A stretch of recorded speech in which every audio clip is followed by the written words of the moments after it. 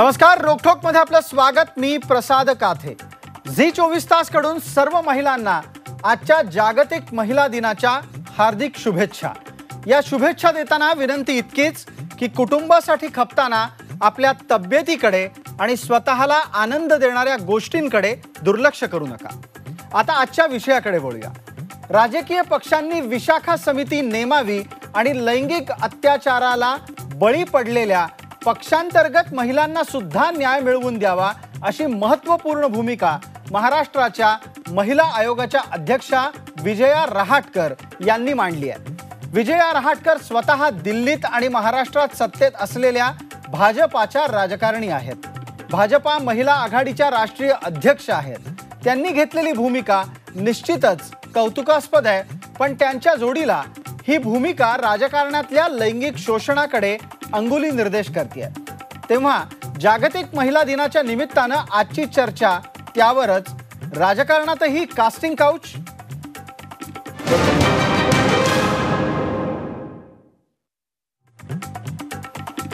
या चर्चेत सहभागी होणारे विविध मान्यवर आहेत। विजया रहाटकर राज्य महिला आयोगाच्या अध्यक्ष आहेत। त्याचबरोबर धर्मेंद्र चव्हाण सदस्य पुरुष हक्क समिती माझ्या सोबत स्टुडिओमध्ये आहेत। राष्ट्रवादी काँग्रेसच्या प्रवक्त्या आणि राष्ट्रवादी महिला काँग्रेसच्या अध्यक्षा चित्रा वाघ, तसंच मुक्ता मनोहर लेखिका आहेत। त्याही आपल्याबरोबर थोड्याच वेळात फोनवर चर्चेमध्ये सहभागी होण्यासाठी उपलब्ध असतील। चित्रा वाघ यांच्यापासून आपण चर्चेची सुरुवात करतोय, ती या कारणानं कारण त्या अशा पक्षाचं प्रतिनिधित्व करतात ज्या पक्षानं विशाखा समिती आपल्याकडे लागू केलेली आहे। चित्रा वाघ, ज्या पक्षात विशाखा समिती लागू झालेली आहे अशा राष्ट्रवादी काँग्रेसच्या प्रवक्त्या या नात्यानं प्रश्न आहे, ही समिती तुमच्याकडे लागू करावी अशी कोणाची मानसिकता तयार झाली? तसं बघितलं प्रसादजी, 50% जास्त महिला या विविध क्षेत्रामध्ये काम करतात आणि हे काम करत असताना निश्चितपणे अशा पद्धतीच्या शोषणाच्या बऱ्याच तक्रारी या आल्यानंतर असा एक विचार केला गेला की नाही, सेक्शुअल हॅरेसमेंटसाठी म्हणजे जो सुप्रीम कोर्टाची जी गाईडलाईन होती, जी 2013 मध्ये जो कायदा झाला आणि ते आपल्या इथं असायला हवं।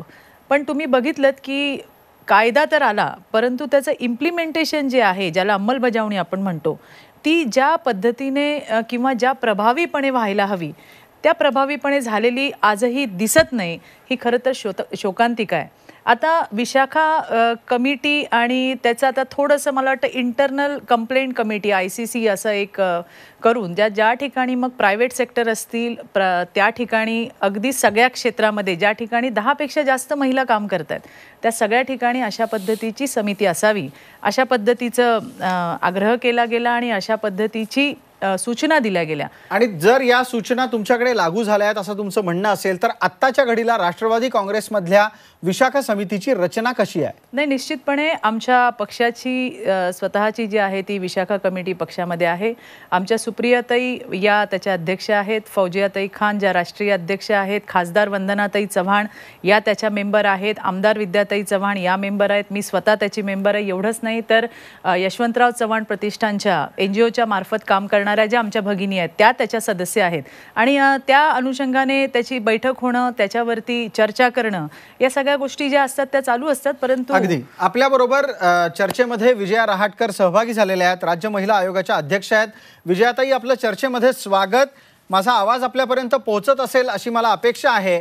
माझा पहिला प्रश्न आपल्याला असा आहे की राजकीय पक्षांमध्ये विशाखा समिती असावी अशी अत्यंत कौतुकास्पद भूमिका आपण घेतली आहे। तुम्ही चर्चेमध्ये कनेक्ट होईपर्यंत चित्रा वाघ यांच्याशी आपली चर्चा सुरू होती। त्यांनी असा दावा केला आहे की राष्ट्रवादी काँग्रेसमध्ये अशी समिती अस्तित्वात आहे। या व्यतिरिक्त राजकीय पक्षांनी विशाखा समितीच्या स्वीकार्यतेच्या बाबतीत भूमिका घ्यावी असं आपल्याला का सांगावंसं वाटतंय? आणि महिला दिनाच्या निमित्तानं आपण ही चर्चा करत असताना परिस्थिती तुम्हाला कशी दिसली आहे?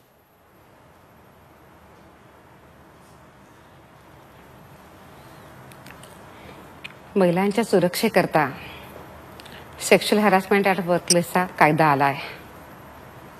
या कायद्यानं महिलांना संपूर्णपणे सुरक्षा दिलेली आहे आणि कायद्यानं हे पण सांगितलं आहे की ज्या ज्या ठिकाणी 10 किंवा 10पेक्षा जास्त महिला काम करतायत त्या सगळ्या ठिकाणी, मग ते शासकीय, निमशासकीय, प्रायव्हेट जेही कोणते संस्था असतील त्या सगळ्यांच्यामध्ये ही कमिटी झाली पाहिजे.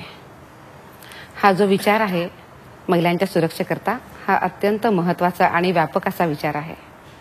मुळामध्ये या सगळ्या गोष्टींच्याकडे मी अत्यंत व्यापकतेने असं बघते. ज्या वेळेला कायदा हे सांगतो की या सगळ्या ठिकाणी कमिटी असली पाहिजे त्यावेळेला हा नियम सगळ्यांना पण लागू होतो. आपण असं बघतो की महिला आता पुरुषांच्या बरोबरीनं बाहेर पडल्यात आणि काम करतायत, पण हे काम करत असताना त्यांना अनेक चॅलेंजेस पण सामोरे येत आहेत. आजही आपल्या समाजाची परिस्थिती ही महिलांना हीन भावनेनं बघण्याची आहे.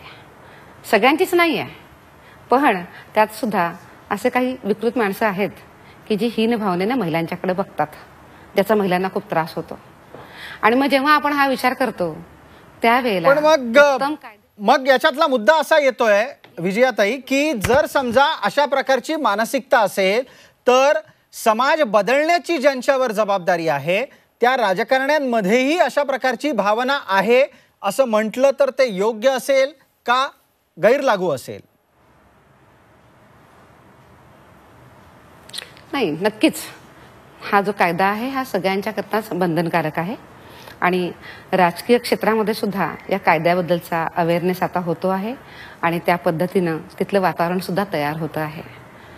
राजकारणामध्ये हे असलंच पाहिजे, पण मला त्याच्या पुढे जाऊन थोडंसं बोलायचं आहे की याला फक्त राजकीय क्षेत्रापुरतं आपल्याला मर्यादित बघून चालणार नाही. याला सगळ्याच क्षेत्रामध्ये हे कसं उत्तमपणे लागू होईल असा पण आपण विचार केला पाहिजे. आणि म्हणून कायद्याच्या सोबत आपली असलेली मानसिकता फार महत्वाची आहे. बरोबर आहे, अगदी 100%. फक्त फरक एवढा आहे की राजकारणाच्या पलीकडे असलेल्या इतर सर्वांना कायद्याचा बडगा दाखवून बऱ्याच गोष्टी त्यांच्याकडून करवून घेता येतात. राजकीय पक्षांच्या बाबतीत मात्र अनेकदा असं होताना दिसत नाही.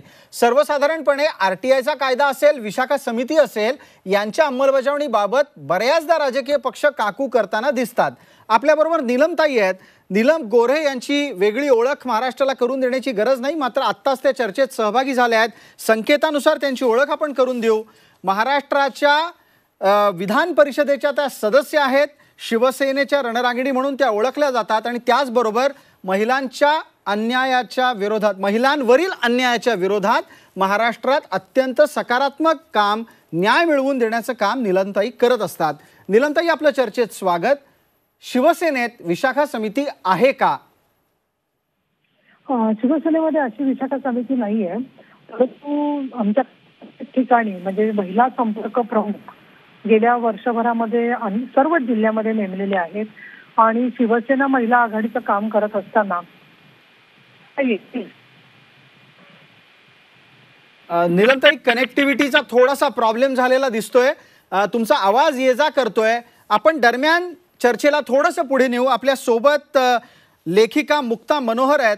मुक्ता मनोहर, स्त्रियांकडे बघण्याचा दृष्टिकोन आणि त्या अनुषंगिक होणारं वर्तन हा भाग एका बाजूला, पण दुसऱ्या बाजूला राजकारण्यांच्याकडे ज्या महिला पक्षात काम मागायला जात असतील किंवा समाज हित व्हावं आणि समाज बदलावा म्हणून मेहनत करायची तयारी करून लोकशाहीत प्राप्त पदांवर काम करायची इच्छा बाळगत असतील, त्यांच्याविषयीचा दृष्टिकोन नक्की बदललाय का आणि तो का बदलत नाही जर तसाच असेल तर? दोन गोष्टी आहेत की समाजामध्ये जे मोठ्या प्रमाणामध्ये स्त्रियांच्या दुय्यमत्वाचं जे काही स्वरूप दिसतं आपल्याला, ते स्वरूप अगदी काहीतरी राजकीय पक्ष झाला म्हणून ते स्वरूप अगदी लगेच बदलून जातं राजकारणाच्या पक्षामध्ये, असं काही आपल्याला म्हणता येत नाही. आणि म्हणूनच ही गरज निर्माण होते की स्त्रियांच्यासाठी राजकीय पक्षामध्ये सुद्धा विशाखा समिती सारखी समिती असावी. आता त्या विशाखा जजमेंटमध्ये पूर्णपणे कशाला लैंगिक छळ म्हणायचं याचे खूप बारकाव्यानिशी तपशिलांनी त्याचे दिलेले मुद्दे. तर मला असं वाटतं की ही गरज आहे ती समाजातलाच रिफ्लेक्शन, एक छोटासा आरसा राजकीय पक्षामध्ये पडतो आणि जर का त्याच्यामध्ये ही जागरूकता स्त्रियांनीही दाखवले पुढाकार घेऊन की या प्रश्नांवरती आम्हाला पक्षामध्ये सुद्धा बोलण्याची गरज वाटते आणि ते बोललं गेलं पाहिजे, त्याचं निराकरण केलं गेलं पाहिजे आणि मग व्यापक समाजाच्या सगळ्या दुय्यमत्वाचे जे पैलू असेल, मग अगदी स्त्रियांच्या घरकामात जीडीपीचं मध्ये मोजदाद न होणं असेल किंवा स्त्रिया पुरुष सत्ताकतेचे सगळ्या पद्धतीचे आविष्कार आपल्याला सर्व अगदी मालिकांच्या मधल्या स्त्रियांच्या पात्रांमध्ये पण प्रतिबिंबित होताना दिसतात. बाळंतपणात मरण्याचं आरोग्य, स्त्रियांच्या सगळ्या विविध पैलूंच्या मध्ये या पद्धतीने. पण मनोहर मॅडम, मग माझा एक प्रश्न असा या निमित्तानं आहे की आत्ताच्या घडीला आपण दोन उदाहरणं डोळ्यासमोर पाहतो आहोत. एक राष्ट्रवादी काँग्रेस आहे, जे म्हणतायत की त्यांच्याकडे विशाखा समिती आहे. नीलमताईंचा फोन डिस्कनेक्ट झाला, मात्र पहिल्या वाक्यात त्यांनी सुस्पष्ट केलं की विशाखा समिती अशा स्वरूपाची रचना त्यांच्याकडे नाहीये, त्यांच्या महिला संघटक काम करतायत. या प्रकारच्या भेदाला काय म्हणाल?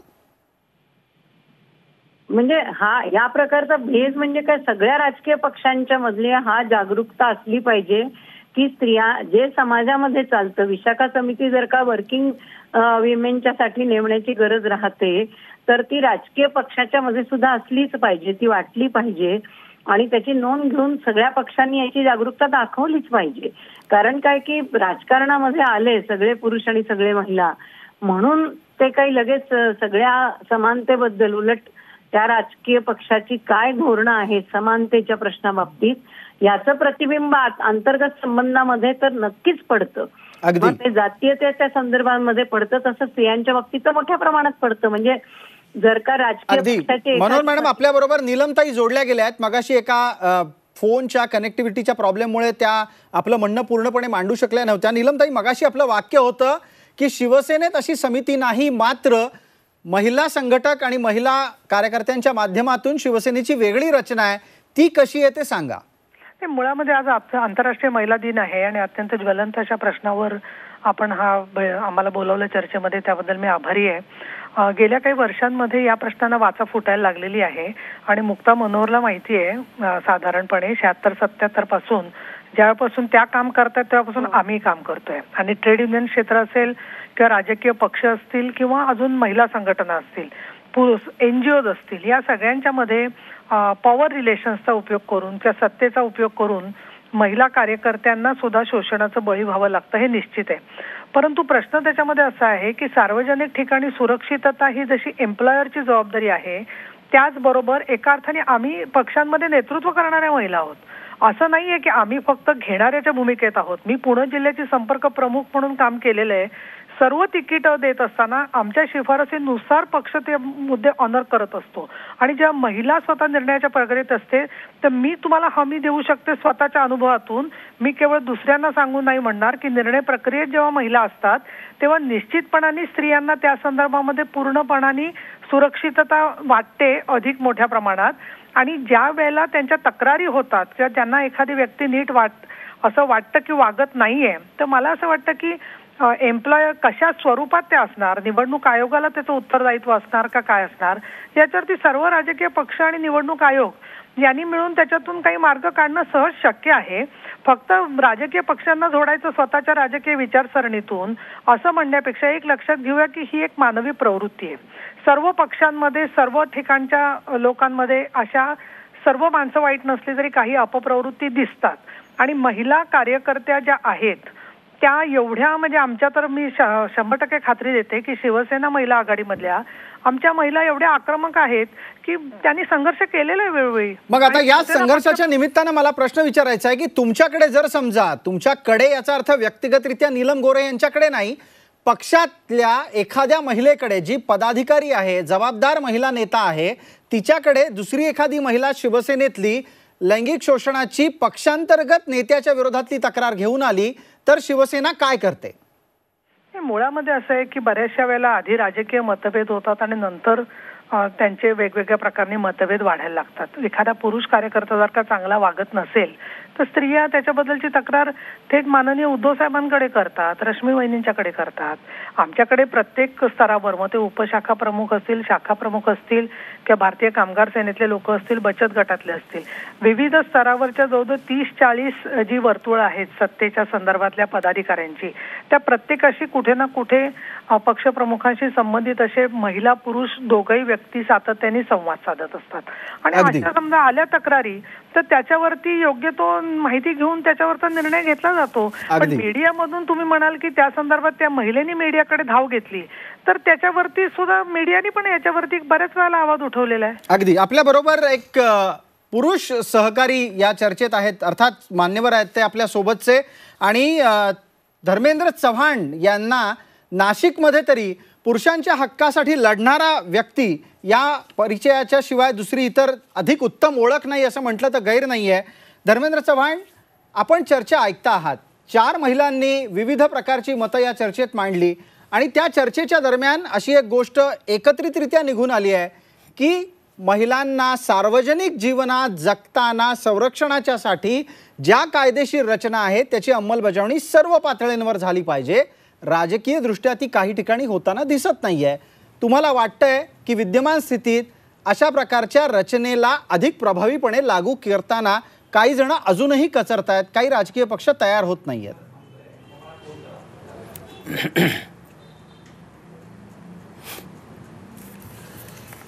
आज सर्वच आदरणीय महिला या चर्चेमध्ये सहभागी झालेल्या आहेत. या त्या पक्षाच्या प्रतिनिधी आहेत. खूप चांगले विचार मांडले त्यांनी आणि सर्वांचं असं मत आहे की हे व्हायला पाहिजे. विशाखा समितीप्रमाणे प्रत्येक पक्षामध्ये असं काम चालायला पाहिजे. विशाखा समिती ही सरकारची आहेत, ती खूप प्रभावीपणे काम करीत आहे, पण आणखी प्रभावीपणे काम व्हायला हवं. अनेक कायदे महिलांसाठी येत आहेत, त्याच्यामध्ये भर पडत आहे, पण तरीही महिलांवरील अत्याचाराचं प्रमाण काही फारसं कमी झाले दिसत नाही आहे. आता आपला जो प्रश्न आहे की राजकीय किंवा राजकीय पक्षामध्ये असणारं स्त्री पुरुष भेद वगैरे आणि त्यामध्ये महिलांवर होणारे अत्याचार, तर हे नुसते पक्षात होते असं काही नाही आहे, अन्यत्र पण चालू असतात. पण एक खूप आनंदाची आणि गौरवाची बाब आहे की आज हजारो महिला राजकारणात सहभागी होत आहेत, नेतृत्व करत आहेत, पुढे येत आहेत, आमदार होत आहेत, खासदार होत आहे, मंत्री होत आहे, महापौर होत आहे, सर्व पदावर महिला आहे. ही आपल्या देशाच्या दृष्टिकोनातून खूप गौरवास्पद बाब आहे. खरं तर आजच्या महिला दिनाच्या निमित्ताने पण त्याचं अभिनंदन करायला हवं. आणि ह्या सगळ्या महिला प्रखरपणे आपले विचार मांडताय, त्याच्यामुळे स्त्री पुरुष याच्यातील भेद कमी होत आहे. आणि या विशाखा समितीची गरज खरं तर माझं म्हणणं की भासायलाच नको, कारण महिलांनी इतकं सक्षम व्हायला हवं की त्यांच्याकडे कोणत्याही पुरुषाने वाकड्या नजरेने पाहायलाच नको. अगदी तुमची भूमिका लक्षात येते. आपल्याबरोबर विजया रहाटकर आहेत. विजया रहाटकर, जर भारतीय जनता पक्षामध्ये अशा प्रकारच्या तक्रारी आल्या तर रावसाहेब दानवे महाराष्ट्राचे अध्यक्ष म्हणून आणि केंद्रीय अध्यक्ष या नात्यानं अमित शहा काय भूमिका घेताना दिसतात?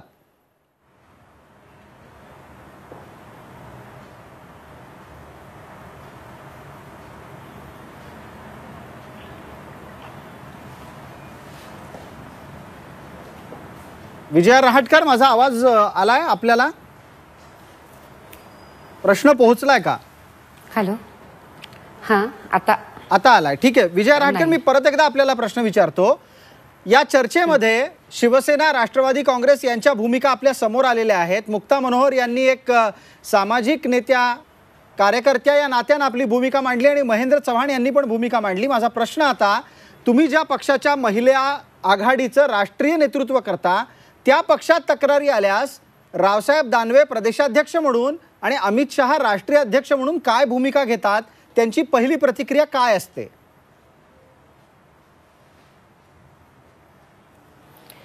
सगळ्यात पहिल्यांदा मला असं म्हणायचं आहे याच्यामध्ये की हा विषय सगळ्यांनाच लागू होतो. हा काही एका राजकीय पक्षापुरता नाही आहे. आणि जसं आपण कायद्याच्या भाषेत जर म्हटलं तर कायद्यानं सगळ्यांनाच अशा कमिट्या करणं बंधनकारक आहे.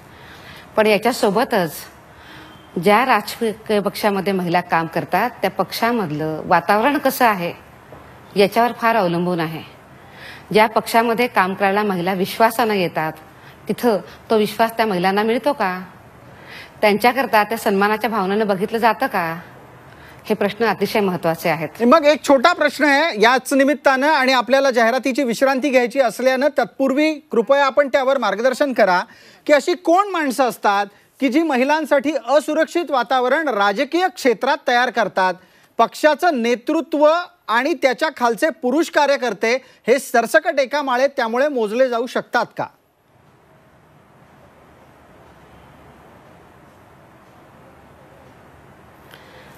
या सगळ्यामध्ये मला हेच म्हणायचं आहे की प्रत्येक राजकीय पक्षाची ही जबाबदारी आहे की महिलांना सुरक्षित वातावरण त्यांनी दिलं पाहिजे आणि महिलांच्याकरता विश्वासाचं वातावरण त्यांनी दिलं पाहिजे. भारतीय जनता पार्टीमध्ये असं वातावरण अतिशय उत्तमपणे आहे. इथं महिलांना सुरक्षित वाटावं, त्यांच्याकरता त्यांचा जो सन्मान आहे तो त्यांना इथं उत्तम मिळतो आहे. त्यामुळे भारतीय जनता पार्टीमध्ये अशा प्रकारच्या कोणत्याही तक्रारी कधी आलेल्या नाही आहेत. आणि जेव्हा केव्हा अशा तक्रारी आल्या असतील त्यावेळेला पक्षानं काय भूमिका घेतली थोडंसं जरा आठवून सांगता येईल आपल्याला? जर अशा प्रकारच्या, मला एकच सांगायचं की अशा प्रकारे जर तक्रारी आल्या तर ह्या तक्रारींच्या करता, महिलांच्या करता भारतीय जनता पार्टी अत्यंत संवेदनशील आहे. ती संवेदनशीलपणे अशा तक्रारींच्याकडे बघेल. याशिवाय भारतीय पार्टीमध्ये व्यवस्था सुद्धा आहे. मी स्वतः महिला मोर्चाची राष्ट्रीय अध्यक्ष आहे. मी स्वतः आणि आमच्या अजून काही पदाधिकारी याच्यामध्ये, या समितीमध्ये जी पार्टीची स्वतःची व्यवस्था आहे याच्यामध्ये आम्ही आहोत. आणि वेळोवेळी या सगळ्या गोष्टींकडे आमचं लक्ष असतं की अशा प्रकारच्या कोणत्या घटना घडल्या जात नाहीयेत ना, कोणावर त्रास होत नाही ना. त्यामुळे भारतीय जनता पार्टीमध्ये महिलांच्या करता अत्यंत सुरक्षित असं वातावरण आहे, हे मी सांगू शकते. अगदी. आपण जाहिरातीच्या एका छोट्याशा विश्रांतीसाठी या ठिकाणी थांबतो आहोत. आपण रोखठोकच्या दुसऱ्या भागात या विषयाची चर्चाच पुढे नेताना नवे प्रश्न उपस्थित करणार आहोत की राजकारणातले कास्टिंग काउच शोधून कसे काढायचे आणि कारवाई कशी करायची. तेव्हा रोखठोकचा पुढचा भाग चुकवू नका.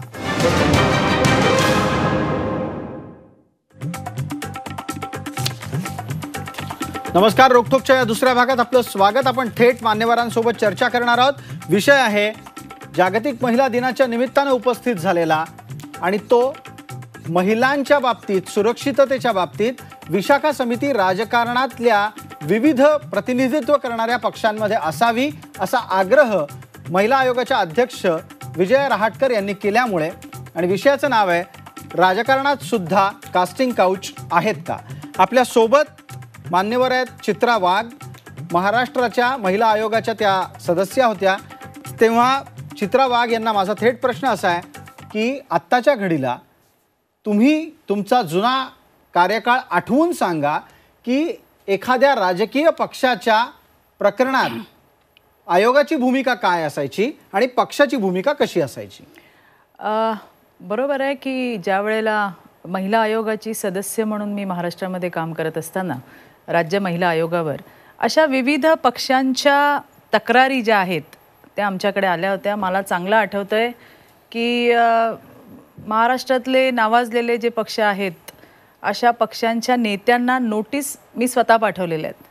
पक्षांतर्गत म्हणजे ज्या पीडिता होत्या, ज्यांच्यासोबत असा प्रकार झाला त्यासुद्धा त्याच पक्षातल्या, आणि ज्यांच्याकडनं झाला ते सुद्धा मोठे मोठे नेते त्याच पक्षांमधले होते. त्याच्यामुळे हा अनुभव गाठीशी आहेच की त्यावेळेला आमची जी भूमिका होती ती अगदी स्ट्रेट होती आणि त्यावेळेला आम्ही पूर्ण ताकदीने आयोगाची, अर्थात पक्षांच्या काय भूमिका असायच्या हे पण जरा सांगा. नाही, निश्चितपणे मला फक्त एवढं एकच इथं म्हणायचं आहे, कोणीही असू दे, अगदी माझाही पक्ष, पक्षामध्ये एक कुटुंब म्हणून आम्ही काम करतो, एक परिवार म्हणून आम्ही काम करतो.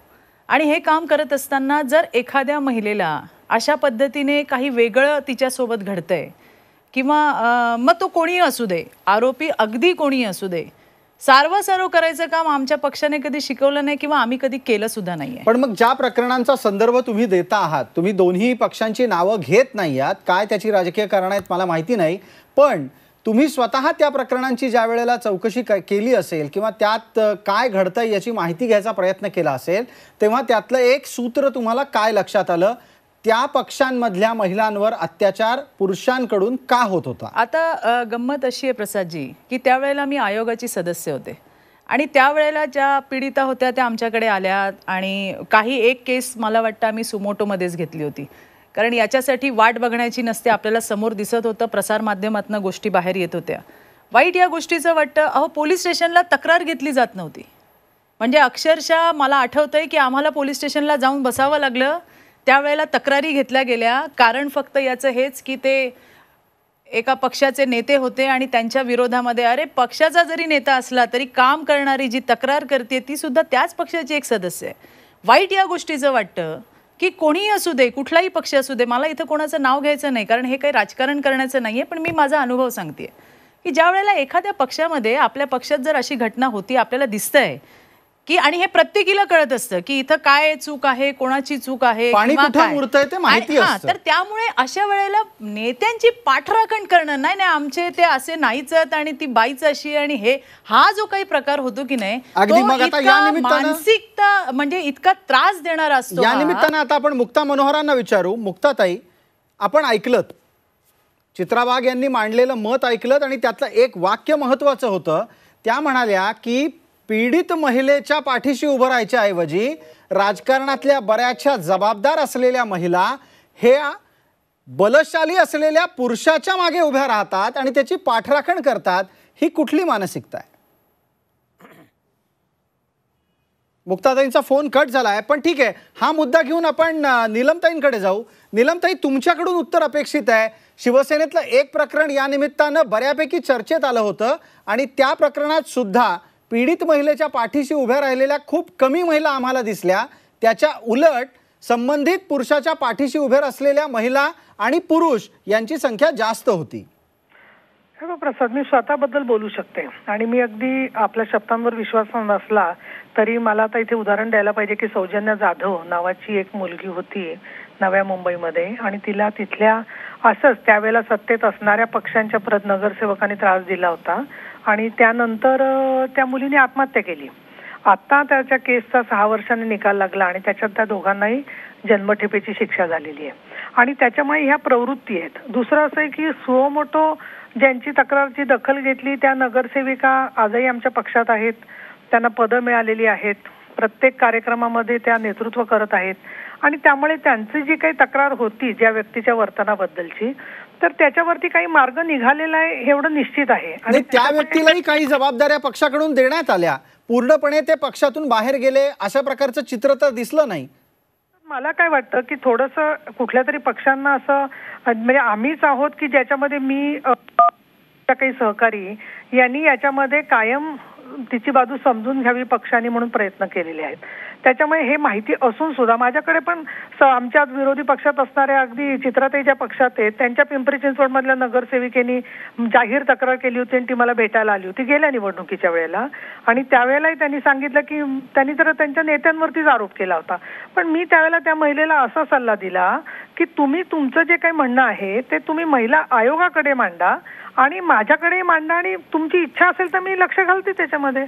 म्हणजे थोडक्यात राष्ट्रवादीच्या पक्षांतर्गत असलेल्या मुद्द्यांच्या निमित्तानं पण इथे उल्लेख असा होतो आहे की महिलांच्या तक्रारी सर्व पक्षांमध्येच होत असतात. त्याला पक्ष कशा पद्धतीनं हँडल करतो, कसा हाताळतो हे महत्त्वाचं. विजयाताई, भारतीय जनता पक्षाच्या अंतर्गत घडलेलं एक प्रकरण चर्चेत होतं, त्याचा पुन्हा उल्लेख इथे टाळला पाहिजे आपल्याला, हेही खरं आहे, तुम्ही असं म्हणू शकता. पण मी प्रश्न तुम्हाला या निमित्तानं असं विचारतो की महिला आयोग म्हणून तशा प्रकरणांबाबत आपण पक्षाला काही सूचना दिल्या होत्या का, की अशा घटना का घडतायत, घडू नयेत म्हणून काय केलं पाहिजे?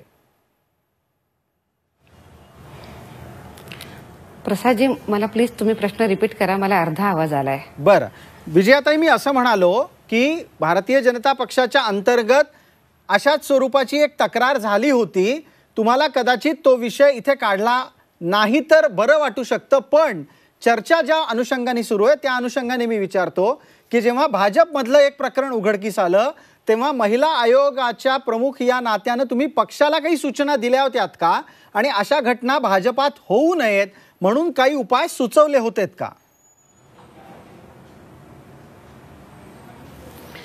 नाही, मुळात असं आहे की माझ्या आठवणीमध्ये सेक्शुअल हॅरासमेंटची घटना माझ्या आत्ता डोळ्यापुढे येत नाही आहे. महिलांच्या तक्रारी असू शकतात पण सेक्शुअल हॅरासमेंटची घटना आत्ता माझ्या डोळ्यापुढे येत नाही आहे. पण मला एक सांगावं असं वाटतं की पक्ष कोणताही असू देत, राजकीय पक्षांमध्ये काम करणाऱ्या महिलांना सुरक्षितता उत्तम दिली पाहिजे, वातावरण चांगलं दिलं पाहिजे, या बाजूनं ठामपणे मी उभी आहे. सुदैवानं भारतीय जनता पक्षामध्ये हे वातावरण मिळतं आहे. मला एकच सांगायचं की आमच्या सगळ्यांची, चित्राताई असते, नीलमताई आहे, मी आहे, आमच्या सगळ्यांची भूमिका काय असली पाहिजे आणि काय आहे, तर आपल्या पक्षामध्ये महिलांच्या करता सुरक्षित आणि विश्वासपूर्ण वातावरण निर्माण करण्याचे प्रयत्न करणं आणि त्या पद्धतीने ते वातावरण राहील हे बघणं आणि तसं पक्षाला सांगणं. भारतीय जनता पक्षामध्ये अशा पद्धतीचं वातावरण आहे हे मी खात्रीने सांगू शकते. अगदी एका मिनिटात आपण चित्राताईंची प्रतिक्रिया घेऊ. चित्राताईंना कदाचित हा दावा पटत नाहीये. नाही, मला असं म्हणायचंय की मगाशी नीलमताईंनी ज्याचा उल्लेख केला की पिंपरी चिंचवडमध्ये किंवा नवी मुंबईमध्ये ज्या काही गोष्टी मी पहिल्यांदाच क्लिअर केलं, नेता कुठल्याही पक्षाचा असू दे, तो माझ्याही पक्षाचा असला आणि तो चुकीचा असला तर कधीही आमच्याकडनं त्याचं समर्थन केलं जाणार नाही. ही पहिली गोष्ट. दुसरी गोष्ट असं आहे की प्रत्येक पक्षाची एक रचना असते. आमच्या पक्षामध्ये डायरेक्ट ॲक्सेस शरद पवारांकडे, साहेबांकडे जाण्यासाठी चित्रा वाघची गरज नाही, त्यांच्यापर्यंत जाण्याची कुठल्याही कार्यकर्त्याची गरज नाही. कोणीही अगदी बूथ लेवलचा कार्यकर्ता सुद्धा जाऊन साहेबांची भेट घेऊ शकतो. आणि त्याच्यावरची महिला ही साहेबांपर्यंत गेली होती कारण चित्राताई या पोचल्या नीलमताईंकडे. मला हेच तुम्हाला सांगायचंय की याच्यामध्ये कुठल्याही बाबतीतलं समर्थन केलं जात नाही, आम्ही करतही नाही. ज्या गोष्टींचा मी उल्लेख केला त्यावेळेला मी महिला आयोगाची सदस्य होते. आज विषय राजकारणातही कास्टिंग काउच हा आहे. या महिला, मला त्यांची नावं घ्यायचं नाही कारण त्या ज्या आहेत अतिशय चांगल्या पद्धतीने काम करणाऱ्या आहेत, त्याच्यामुळे त्यांचं नाव घेऊन आणखीन मला तो विषय वाढवायचा नाही. पण पीडितेचं नाव घेऊ नये. परंतु त्यावेळेला कमिशनमध्ये असताना जे काही अनुभव मला आले ते मी इथं मांडले. याचा अर्थ दुसऱ्या पक्षांवरती शिंतोडे उडवत असताना आमच्या पक्षाला झाकून ठेवायचं हे काम आमच्याकडनं होत नाही, आजपर्यंत झालेलं नाही. आणि ज्या वेळेला अशा गोष्टी घडलेल्या आहेत त्यांना तिकडच्या तिकडे उत्तर देण्याचं काम हे पक्षाच्या माध्यमातून झालं आणि ते व्हायला सुद्धा पाहिजे. अगदी. आपण एका आणखीन जाहिरातीच्या विश्रांतीसाठी थांबतोय. यानंतरचा तिसरा भाग हा आपला रॅपिड फायर राऊंड असेल. छोटा असेल तेव्हा सगळ्यांना विनंती आहे, नेमकं मोजकं आणि थेट बोलूया.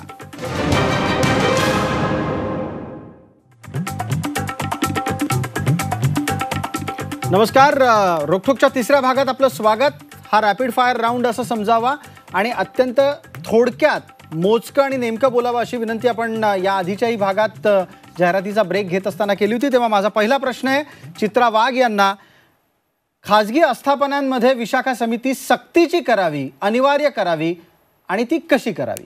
अगदी नक्की या माध्यमातून मला सांगायला आवडेल. आज महिला आयोगाच्या अध्यक्ष विजयाताई सुद्धा इथे आहेत. ताई, आम्ही याच्या संदर्भामध्ये जे कामगार मंत्री आहेत त्यांच्याकडे सततचा पाठपुरावा केलाय. कारण आपण बघतोय की या प्रायव्हेट आस्थापना ज्या आहेत, जे प्रायव्हेट सेक्टर आहे त्या ठिकाणी कंट्रोलच आपला नाहीये. तर किमान तुम्ही त्यांच्यावरती तुमच्याकडे विशाखा कमिटी असलीच पाहिजे. किमान तुमच्याकडे जे लायसन्स रिन्युएशनला किंवा काहीतरी जे सरकारशी निगडीत त्यांचं वर्षभरातलं एक काम असतं त्यावेळेला विशाखा कमिटी नसेल तर तुम्हाला आम्ही पुन्हा नूतनीकरण करू देणार नाही. किमान असा तरी पवित्रा जर आपण घेतला तर या प्रायव्हेट सेक्टरमध्ये जे आहेत विशाखा कमिटी कंपल्सरी स्थापन होतील आणि महिलांना न्याय मिळेल. हे मला तुमच्या माध्यमातून सांगायचं. मुक्ता मनोहर यांना पुढचा प्रश्न आहे. मुक्ता मनोहर, मुळात मानसिकता बदलण्यासाठी काय करायला हवं? काय नाही, एक तर प्रचार चांगल्या पद्धतीने करायला पाहिजे. स्त्रियांच्या समर्थ स्थानं जी आहेत स्त्रियांची ती दाखवलीच गेली पाहिजेत. आणि जर का कोणी या पद्धतीने वागत नसेल तर त्याला एक्सपोज करण्याची पण खूप गरज आहे. आणि ते ताकदीने महिला आणि पुरुष ज्यांना या बाबतीत समानतेचा सेन्स आहे आणि ज्या पद्धतीने लैंगिक अत्याचार वापर केला जातो एक हत्यार म्हणून, त्याच्यावरती विरोधाचं वातावरणही असलं पाहिजे आणि ते माध्यमांनी पण त्याचं भान सतत ठेवलं पाहिजे. अगदी. महेंद्र चव्हाण आपल्या बरोबर आहेत. महेंद्र चव्हाण, पुरुषांवर या प्रकरणात अन्याय होतो का?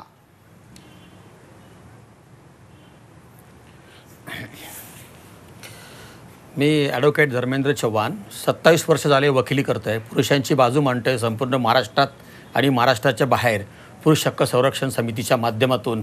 मला असं दिसतं की काही महिलांविषयक कायद्याचा गैरवापर करून पुरुषांवर अन्याय अत्याचार करत आहेत. हे स्पष्ट आहे, हे सर्वांना मान्य पण आहे. तर हे पण रोखलं गेलं पाहिजे. त्या महिलेची तक्रार आल्यानंतर त्यातील प्रथम सत्यता तपासून पाहिली पाहिजे, पडताळून पाहिली पाहिजे. सत्यता असेल तरच पुढची कारवाई केली पाहिजे.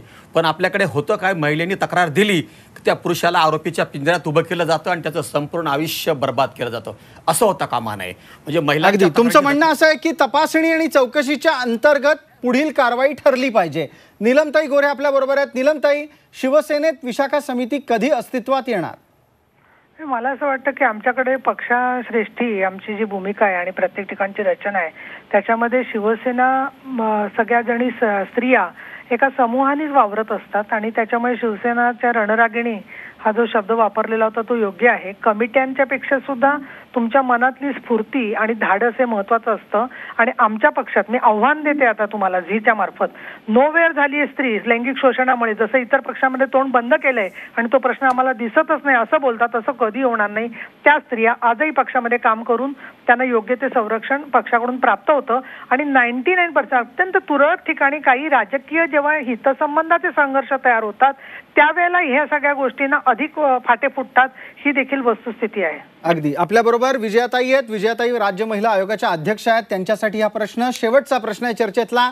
विजयाताई, राजकारणात कास्टिंग काउच तयार होत आहेत का आणि ते रोखण्याच्यासाठी पहिला घाव कुठे घातला पाहिजे?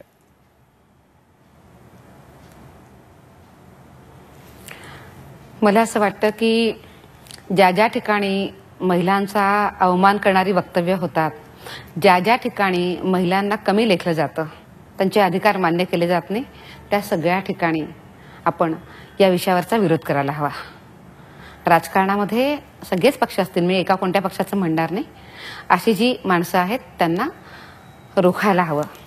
हे रोखणं पक्षस्तरावर सुद्धा व्हायला हवं आणि हे रोखणं त्या ज्या महिला नेत्या आहेत त्यांच्याकडून सुद्धा म्हटलं पाहिजे. ही सगळ्यांची कलेक्टिव्ह जबाबदारी आहे की प्रत्येक महिलेला आपल्या पक्षामध्ये उत्तम वातावरण मिळालं पाहिजे आणि याकरता आम्ही सगळ्यांनी मिळून प्रयत्न करायला हवेत, आपापल्या ठिकाणी आपापल्या स्तरावरनं. अगदी. विजयाताई रहाटकर, धन्यवाद. आणि त्याचबरोबर या चर्चेत सहभागी झालेल्या सर्व मान्यवरांचे आभार. आपण वेळेअभावी ही चर्चा यापुढे नेऊ शकत नसल्यानं इथेच थांबतोय. मात्र जाता जाता शासकीय आदेशानुसार ज्या कार्यालयात 10 पेक्षा जास्त महिला काम करत असतील तिथे या महिलांच्या संरक्षणासाठी विशाखा समिती स्थापन करणं अनिवार्य असतं. राजकीय क्षेत्रात मात्र असं होताना दिसत नाहीये. राजकीय पक्षांचा विचार करता आता सर्वच पक्षांमध्ये महिला आघाडी कार्यरत आहे. प्रत्येक पक्ष आपली महिला आघाडी मजबूत करण्याचा प्रयत्नही करतोय. त्यामुळे पक्षात महिला कार्यकर्त्यांची संख्या वेगानं वाढत असताना त्यांच्या सुरक्षिततेकडे राजकीय पक्षांनी कटाक्षानं लक्ष देणं गरजेचं आहे. आज रोखठोकमध्ये इतकंच. ताज्या बातम्यांसाठी पहा झी 24 तास. रहा एक पाऊल पुढे.